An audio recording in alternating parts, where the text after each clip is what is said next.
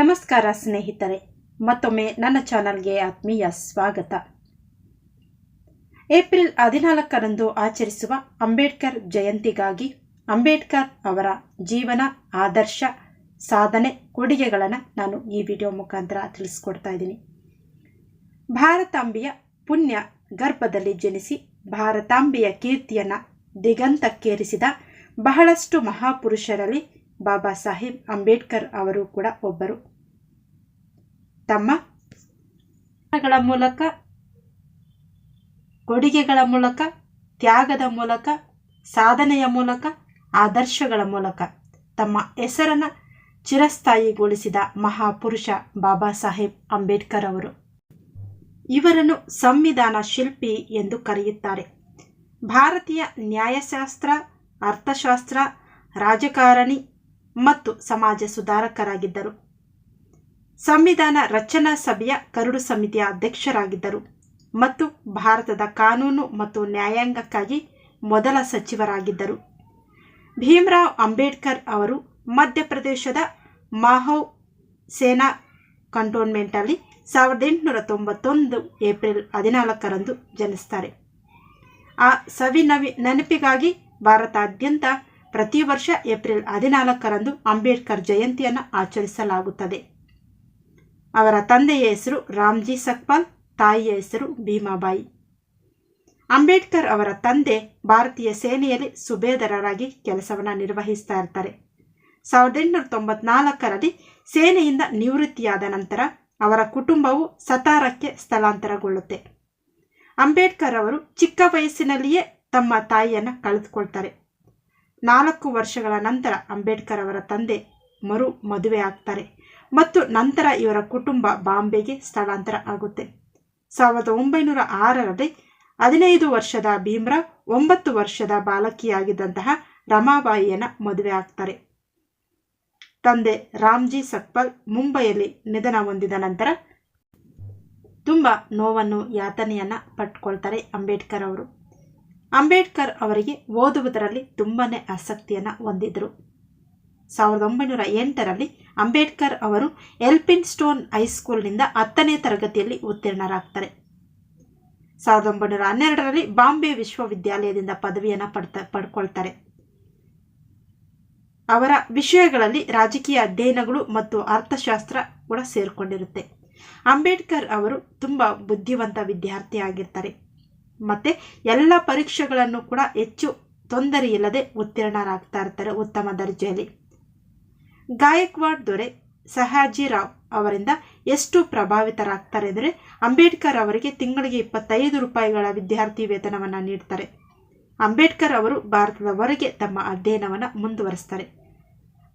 ಈ ಹಣವನ್ನು ಬಳಸಿಕೊಂಡು ಅರ್ಥಶಾಸ್ತ್ರದಲ್ಲಿ ಸ್ನಾತಕೋತ್ತರ ಪದವಿಯನ್ನು ಪೂರ್ಣಗೊಳಿಸಿ ನ್ಯೂಯಾರ್ಕ್ನ ಕೊಲಂಬಿಯಾ ವಿಶ್ವವಿದ್ಯಾಲಯಕ್ಕೆ ಅರ್ಜಿಯನ್ನು ಸಲ್ಲಿಸ್ತಾರೆ. ಆ ವಿಶ್ವವಿದ್ಯಾಲಯದಲ್ಲಿ ಆಯ್ಕೆ ಆಗ್ತಾರೆ. ಆನಂತರ 1915ರಲ್ಲಿ ತಮ್ಮ ಸ್ನಾತಕೋತ್ತರ ಪದವಿಯನ್ನು ಕೂಡ ಪೂರ್ಣಗೊಳಿಸ್ತಾರೆ. ಪ್ರಾಚೀನ ಭಾರತೀಯ ವಾಣಿಜ್ಯ ಎಂಬ ತಮ್ಮ ಪ್ರಬಂಧವನ್ನು ನೀಡಿದ ಸಮಯ ಆ ಸಂದರ್ಭ ಆಗಿರುತ್ತೆ. 1916ರಲ್ಲಿ ಅವರು ತಮ್ಮ ಹೊಸ ಪ್ರಬಂಧವನ್ನು ಪ್ರಾರಂಭ ಮಾಡ್ತಾರೆ. ಅದೇನೇ ರೂಪಾಯಿ ಸಮಸ್ಯೆ, ಅದರ ಮೂಲ ಮತ್ತು ಅದರ ಪರಿಹಾರ, ಮತ್ತು ಅವರು ಲಂಡನ್ ಸ್ಕೂಲ್ ಆಫ್ ಎಕನಾಮಿಕ್ಸ್ಗೆ ಅರ್ಜಿ ಸಲ್ಲಿಸಿ ಆಯ್ಕೆಯಾದ ಸಮಯ ಅದಾಗಿರುತ್ತೆ. ಈ ಪ್ರಬಂಧದಲ್ಲಿ ಅವರು ಗವರ್ನರ್ ಲಾರ್ಡ್ ಸಿಂಡೆನಾಮ್ ಅವರಿಂದ ಸಹಾಯವನ್ನು ಮಾಡ್ತಾರೆ. Sydenham college of commerce and ಎಕನಾಮಿಕ್ಸ್ನಲ್ಲಿ ರಾಜಕೀಯ ವಿಜ್ಞಾನದ ಪ್ರಾಧ್ಯಾಪಕರ ಆಗಿರ್ತಾರೆ. ಆದರೆ ಅವರು ತಮ್ಮ ಹೆಚ್ಚಿನ ಅಧ್ಯಯನವನ್ನು ಮುಂದುವರಿಸಲು ನಿರ್ಧಾರ ಮಾಡ್ತಾರೆ. ಆನಂತರ ಇಂಗ್ಲೆಂಡ್ಗೆ ಹೋಗ್ತಾರೆ. ತಮ್ಮ PhD ಪದವಿಯನ್ನು ಪೂರ್ಣಗೊಳಿಸ್ತಾರೆ. 1927ರಲ್ಲಿ ಅರ್ಥಶಾಸ್ತ್ರದಲ್ಲಿ ಪದವಿ ಮತ್ತು ಅದೇ ವರ್ಷದಲ್ಲಿ ಕೊಲಂಬಿಯಾ ವಿಶ್ವವಿದ್ಯಾಲಯದಿಂದ ಡಾಕ್ಟರೇಟ್ ಪದವಿಯನ್ನು ಕೂಡ ಪಡ್ಕೊಳ್ತಾರೆ. ಇನ್ನು ಅವರ ಸಾಧನೆಗಳಲ್ಲಿ ನಾವು ಪ್ರಮುಖವಾಗಿ ಕಾಣಬಹುದು 1918ರಲ್ಲಿ ಮುಂಬಯಿಯ ಸೈಡನ್ಹಮ್ ಕಾಲೇಜಿನಲ್ಲಿ ಉಪನ್ಯಾಸಕರಾಗ್ತಾರೆ ಅಂಬೇಡ್ಕರ್ ಅವರು. ಅದೇ ಸಂದರ್ಭದಲ್ಲಿ ಅಸ್ಪೃಶ್ಯರ ಸಮಸ್ಯೆಗಳನ್ನು ಪರಿಹರಿಸುವ ಉದ್ದೇಶದಿಂದ ಮೂಕನಾಯಕ ಎನ್ನುವ ಮರಾಠಿ ವರ್ತಮಾನ ಪತ್ರಿಕೆಯನ್ನು ಆರಂಭ ಮಾಡ್ತಾರೆ. ಹಾಗೆಯೇ ದಲಿತರು ಅನುಭವಿಸುತ್ತಿರುವಂತಹ ಅವಮಾನಗಳನ್ನು ಬೆಳಕಿಗೆ ತಂದು ಅವುಗಳಿಗೆ ಪ್ರಚಾರ ನೀಡುವುದು ಮತ್ತು ಸಮಾನ ಹಕ್ಕುಗಳಿಗಾಗಿ ಹೋರಾಟ ನಡೆಸುವುದು ಮುಖ್ಯ ಅಂತ ಕಂಡುಕೊಳ್ತಾರೆ ಅಂಬೇಡ್ಕರ್ ಅವರು. ನಂತರ ಪುನಃ ಸ್ನೇಹಿತರ ಸಹಾಯದೊಂದಿಗೆ 1920ರಲ್ಲಿ ಲಂಡನ್ಗೆ ತೆರಳಿ ಗ್ರೇಸ್ ಇನ್ನಲ್ಲಿ 1923ರಲ್ಲಿ ಲಂಡನ್ ಸ್ಕೂಲ್ ಆಫ್ ಎಕನಾಮಿಕ್ಸ್ ಸಂಸ್ಥೆಯಲ್ಲಿ ಅರ್ಥಶಾಸ್ತ್ರದ ಡಾಕ್ಟರೇಟ್ ಪಡೆದು ಭಾರತಕ್ಕೆ ಮರಳಿ ಬರ್ತಾರೆ. ಜಗತ್ಪ್ರಸಿದ್ಧ ಸಂಸ್ಥೆಯಿಂದ ಡಾಕ್ಟರೇಟ್ ಪದವಿ ಪಡೆದ ಭಾರತದ ಮೊದಲಿಗರಾಗಿದ್ದ ಡಾಕ್ಟರ್ ಬಾಬಾ ಸಾಹೇಬ್ ಅಂಬೇಡ್ಕರ್ ತಮ್ಮ ಜೀವನವನ್ನು ದಲಿತರ ಉದ್ಧಾರದ ಕೆಲಸಕ್ಕೆ ಮುಡಿಪಾಗಿ ಇಡ್ತಾರೆ. 1924ರಲ್ಲಿ ಬಹಿಷ್ಕೃತ ಹಿತಕಾರಣಿ ಸಭಾ ಎಂಬ ಸಂಸ್ಥೆಯನ್ನು ಕೂಡ ಸ್ಥಾಪಿಸಿ ದಲಿತರ ಉದ್ಧಾರಕ್ಕಾಗಿ ಶಿಕ್ಷಣ ಪ್ರತಿಯೊಬ್ಬರಿಗೂ ತಲುಪಬೇಕು, ಇದಕ್ಕಾಗಿ ಹಾಸ್ಟೆಲ್, ಶಾಲೆ ಮತ್ತು ಉಚಿತ ಗ್ರಂಥಾಲಯಗಳನ್ನು ಕೂಡ ಆರಂಭ ಮಾಡ್ತಾರೆ. 1927ರಲ್ಲಿ ಬಾಬಾ ಸಾಹೇಬರು ಕೊಲಾಬಾ ಜಿಲ್ಲೆಯ ಮಹಾದ್ನಲ್ಲಿ ಜರುಗಿದ ಸಮ್ಮೇಳನದ ಅಧ್ಯಕ್ಷತೆಯನ್ನು ವಹಿಸಿ ನಾವೀಗ ಮೇಲು ಕೀಳು ಎಂಬ ಭಾವನೆಯನ್ನು ತಮ್ಮ ಮನಸ್ಸುಗಳಿಂದ ಕಿತ್ತು ಹಾಕಬೇಕಾಗಿದೆ ಸಾರಿ ಹೇಳ್ತಾರೆ. 1935ರಲ್ಲಿ ಭಾರತೀಯ ರಿಸರ್ವ್ ಬ್ಯಾಂಕ್ ಅಂದರೆ RBI ರಚನೆಯಲ್ಲಿ ಅಂಬೇಡ್ಕರ್ ಪ್ರಮುಖ ಪಾತ್ರವನ್ನು ವಹಿಸಿದರು. 1955ರಲ್ಲಿ ಉತ್ತಮ ಸರ್ಕಾರಕ್ಕಾಗಿ ಮಧ್ಯಪ್ರದೇಶ ಮತ್ತು ಬಿಹಾರ ವಿಭಜನೆಯನ್ನು ಪ್ರಸ್ತಾಪಿಸಿದ ಮೊದಲ ವ್ಯಕ್ತಿ ಅವರು. ಕೊಲಂಬಿಯಾ ವಿಶ್ವವಿದ್ಯಾನಿಲಯದಲ್ಲಿ ಅವರ ಆತ್ಮಚರಿತ್ರೆಯನ್ನು ವೇಟಿಂಗ್ ಫಾರ್ ಎ ವೀಸಾ ಪಠ್ಯಪುಸ್ತಕವಾಗಿ ಬಳಸಲಾಗಿದೆ. ಅಷ್ಟೇ ಅಲ್ಲ, PhD ಗಳಿಸಿದ ಮೊದಲ ಭಾರತೀಯರಾಗಿದ್ದರು ಅಂಬೇಡ್ಕರ್. ಭಾರತದ ಹೊರಗೆ ಪದವಿ. ಅಂಬೇಡ್ಕರ್ ಅವರು ಭಾರತದ ಕೆಲಸದ ಸಮಯವನ್ನು ದಿನಕ್ಕೆ 14ರಿಂದ 8 ಗಂಟೆಗಳಿಗೆ ಇಳಿಸಲು ಒತ್ತಾಯ ಮಾಡ್ತಾರೆ. ಅವರು ಭಾರತೀಯ ಸಂವಿಧಾನದ ಆರ್ಟಿಕಲ್ 370ರ ತೀವ್ರ ವಿರೋಧಿಯಾಗಿದ್ದರು. ಗಮನಿಸಿ ಸ್ನೇಹಿತರೆ, 1916ರಲ್ಲಿ ಡಾಕ್ಟರ್ BR ಅಂಬೇಡ್ಕರ್ ಅವರು ಬರೋಡಾ ರಾಜ್ಯಕ್ಕೆ ರಕ್ಷಣಾ ಕಾರ್ಯದರ್ಶಿಯಾಗಿ ಕೆಲಸ ಮಾಡ್ತಾರೆ. ದಲಿತರಾಗಿದ್ದರಿಂದ ಕೆಲಸ ಸುಲಭವಾಗಿ ಇರಲಿಲ್ಲ. ಅವರು ಜನರಿಂದ ಅಪಹಾಸ್ಯಕ್ಕೆ ಒಳಗಾಗ್ತಾರೆ, ಆಗಾಗ್ಗೆ ನಿರ್ಲಕ್ಷಿಸಲ್ಪಡ್ತಾರೆ. ನಿರಂತರ ಜಾತಿ ತಾರತಮ್ಯದ ನಂತರ ಅವರು ರಕ್ಷಣಾ ಕಾರ್ಯದರ್ಶಿ ಹುದ್ದೆಯನ್ನು ತೊರೆದು ಬಿಡ್ತಾರೆ. ಖಾಸಗಿ ಬೋಧಕ ವೃತ್ತಿ ಮತ್ತು ಲೆಕ್ಕ ಪರಿಶೋಧಕರಾಗಿ ಕೆಲಸವನ್ನು ಮಾಡ್ತಾರೆ. ನಂತರ ಅವರು ಸಲಹಾ ಸಂಸ್ಥೆಯನ್ನು ಕೂಡ ಸ್ಥಾಪಿಸ್ತಾರೆ. ಆದರೆ ಅದು ಪ್ರವರ್ಧಮಾನಕ್ಕೆ ಬರಲು ವಿಫಲ ಆಗುತ್ತೆ. ಕಾರಣ ಅವರು ದಲಿತರಾಗಿದ್ದು. ಕೊನೆಗೆ ಮುಂಬೈನ ಸಿಡೆನ್ಹ್ಯಾಮ್ ಕಾಲೇಜ್ ಆಫ್ ಕಾಮರ್ಸ್ ಅಂಡ್ ಎಕನಾಮಿಕ್ಸ್ನಲ್ಲಿ ಶಿಕ್ಷಕರಾಗಿ ಕೆಲಸವನ್ನು ಪಡ್ಕೊಳ್ತಾರೆ. ಅಂಬೇಡ್ಕರ್ ಅವರು ಜಾತಿ ತಾರತಮ್ಯಕ್ಕೆ ಬಲಿಯಾದ ಕಾರಣ ಅವರು ಸಮಾಜದಲ್ಲಿ ಅಸ್ಪೃಶ್ಯರ ದಮನೀಯ ಸ್ಥಿತಿಯನ್ನು ಮೇಲಕ್ಕೆತ್ತಾರೆ. ಅವರು ಮೂಕನಾಯಕ ಎಂಬ ವಾರಪತ್ರಿಕೆಯನ್ನು ಸ್ಥಾಪನೆ ಮಾಡ್ತಾರೆ. ಇದು ಹಿಂದೂಗಳ ನಂಬಿಕೆಗಳನ್ನು ಟೀಕಿಸಲು ಅವರಿಗೆ ಅನುವು ಮಾಡಿಕೊಡುತ್ತೆ. ಗಮನಿಸಿ, ನಂಬಿಕೆಗಳು ಅಂದರೆ ಮೂಢನಂಬಿಕೆಗಳು. ಹಿಂದುಳಿದ ವರ್ಗಗಳಿಗೆ ಶಿಕ್ಷಣ ನೀಡುವುದು ಸಂಸ್ಥೆಯ ಮುಖ್ಯ ಗುರಿಯಾಗಿರುತ್ತೆ. 1927ರಲ್ಲಿ ಅವರು ನಿರಂತರವಾಗಿ ಅಸ್ಪೃಶ್ಯತೆಯ ವಿರುದ್ಧ ಕೆಲಸ ಮಾಡ್ತಾರೆ. ಅಷ್ಟೇ ಅಲ್ಲ ಸ್ನೇಹಿತರೆ, 1935ರಲ್ಲಿ ಅವರು ಸಾಂಪ್ರದಾಯಿಕ ಹಿಂದೂ ನಂಬಿಕೆಗಳನ್ನು ಪ್ರಶ್ನಿಸ್ತಾರೆ. ಜಾತಿ ವಿನಾಶದಂತಹ ಪುಸ್ತಕಗಳನ್ನು ಪ್ರಕಟಿಸ್ತಾರೆ. ಮರು ವರ್ಷವೇ ಅವರು ಶೂದ್ರರು ಯಾರು ಎಂಬ ಮತ್ತೊಂದು ಪುಸ್ತಕವನ್ನು ಕೂಡ ಪ್ರಕಟಣೆ ಮಾಡ್ತಾರೆ. ಇದರಲ್ಲಿ ಅವರು ಅಸ್ಪೃಶ್ಯರು ಹೇಗೆ ರೂಪುಗೊಂಡರು ಎಂಬುದನ್ನು ವಿವರಿಸ್ತಾರೆ. ಭಾರತದ ಸ್ವಾತಂತ್ರ್ಯದ ನಂತರ ಅವರು ರಕ್ಷಣಾ ಸಲಹಾ ಸಮಿತಿಯ ಮಂಡಳಿಯಲ್ಲಿ ಮತ್ತು ವೈಸ್ರಾಯ್ ಕಾರ್ಯನಿರ್ವಾಹಕ ಮಂಡಳಿಯ ಕಾರ್ಮಿಕ ಸಚಿವರಾಗಿ ಸೇವೆಯನ್ನು ಸಲ್ಲಿಸ್ತಾರೆ. ಕೆಲಸದ ಕಡೆಗೆ ಅವರ ಸಮರ್ಪಣೆಯು ಅವರಿಗೆ ಭಾರತದ ಮೊದಲ ಕಾನೂನು ಮಂತ್ರಿಯ ಕುರ್ಚಿಯನ್ನು ತಂದುಕೊಡುತ್ತೆ. ಭಾರತದ ಸಂವಿಧಾನ ಕರಡು ಸಮಿತಿಯ ಮೊದಲ ಅಧ್ಯಕ್ಷರು ಕೂಡ ಆಗ್ತಾರೆ. ಭಾರತದ ಹಣಕಾಸು ಸಮಿತಿಯನ್ನು ಸಹ ಸ್ಥಾಪನೆ ಮಾಡ್ತಾರೆ.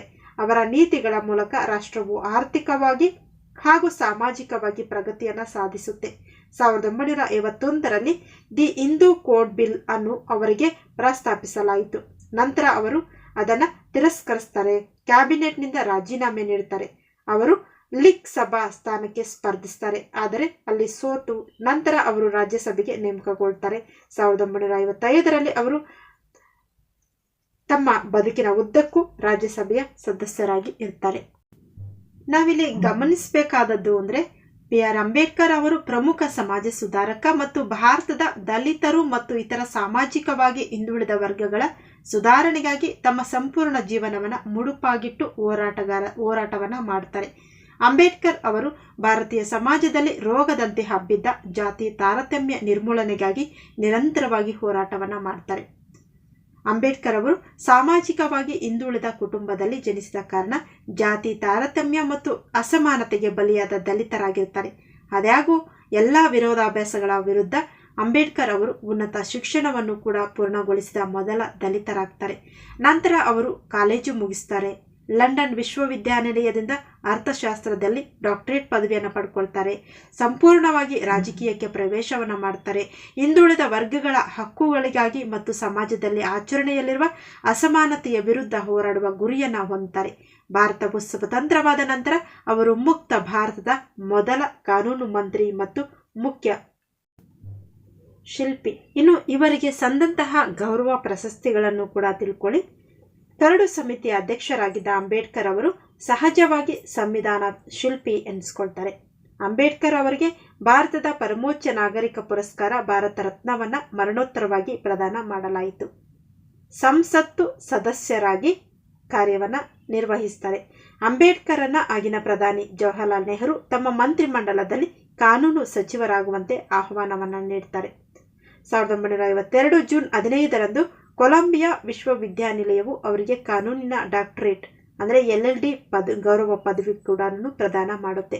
1953 ಜನವರಿ 12ರಂದು ಉಸ್ಮಾನಿಯಾ ವಿಶ್ವವಿದ್ಯಾನಿಲಯವು ಅವರಿಗೆ LLD ಗೌರವ ಪದವಿಯನ್ನು ಕೊಟ್ಟು ಪುರಸ್ಕಾರ ಮಾಡುತ್ತೆ. 2015ರಲ್ಲಿ ಇವರಿಗೆ ವಿಶ್ವರತ್ನ ಪ್ರಶಸ್ತಿ ಮರಣೋತ್ತರವಾಗಿ ನೀಡಲಾಯಿತು. ಇದು ಕೊಲಂಬಿಯಾ ವಿಶ್ವವಿದ್ಯಾನಿಲಯದಿಂದ ಕೊಟ್ಟಂತಹ ಪ್ರಶಸ್ತಿ. ಇದಾಗಿದೆ ಫ್ರೆಂಡ್ಸ್ ಅಂಬೇಡ್ಕರ್ ಜಯಂತಿ ಪರವಾಗಿ ಅಂಬೇಡ್ಕರ್ ಅವರ ಆದರ್ಶ, ಕೊಡುಗೆಗಳು, ತ್ಯಾಗ, ಆದರ್ಶಗಳನ್ನು ಕುರಿತಂತಹ ವಿಡಿಯೋ. ಭಾರತಾಂಬೆಯ ಪುಣ್ಯ ಗರ್ಭದಲ್ಲಿ ಜನಿಸಿದ ಭಾರತಾಂಬೆಯ ಕೀರ್ತಿಯನ್ನು ದಿಗಂತಕ್ಕೇರಿಸಿದ ಬಹಳಷ್ಟು ಮಹಾಪುರುಷರಲ್ಲಿ ಬಾಬಾ ಸಾಹೇಬ್ ಅಂಬೇಡ್ಕರ್ ಕೂಡ ಒಬ್ಬರು. ಮತ್ತೊಮ್ಮೆ ಬಾಬಾ ಸಾಹೇಬ್ ಅಂಬೇಡ್ಕರ್ ಅವರ ಜನ್ಮದಿನದ ಶುಭಾಶಯಗಳನ್ನು ತಿಳಿಸುತ್ತಾ ನನ್ನ ವಿಡಿಯೋವನ್ನು ಪೂರ್ಣಗೊಳಿಸುತ್ತಿದ್ದೇನೆ. ಧನ್ಯವಾದಗಳು.